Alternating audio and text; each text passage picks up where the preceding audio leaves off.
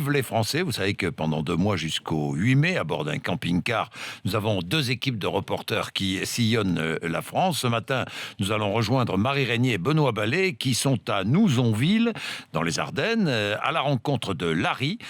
Et nous allons le rencontrer tout de suite, d'ailleurs. Larry, ancien salarié de la métallurgie, licencié en 2007. Licencié en 2007, écoutez bien, nous sommes en 2017.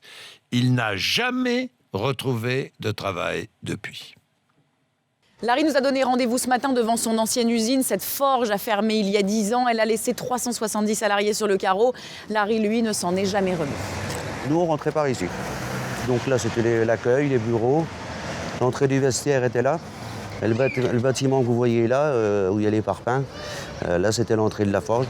Donc maintenant, on voit que la nature reprend ses droits.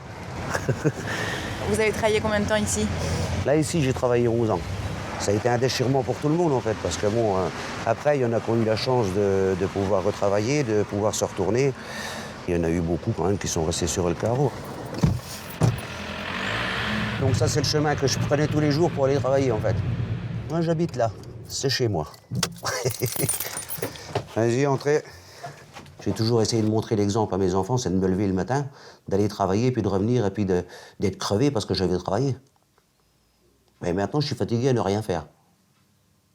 Et ça, c'est encore plus blessant. On est sinistré, pourquoi? Parce que voilà, toutes les entreprises sont parties vivre mieux à Paris, dans la capitale, ou à l'étranger. C'est l'Europe qui a déclenché cette vague de licenciements. Vous lui en voulez? Ah oui, absolument. Je ne supporte pas l'Europe. Moi, si demain, on me dit on sort de l'Europe, je bois l'apéro. Tu veux un petit café? Ça m'énerve de voir nos hommes politiques qui se battent comme des renards pour avoir la place, parce que la place est bonne.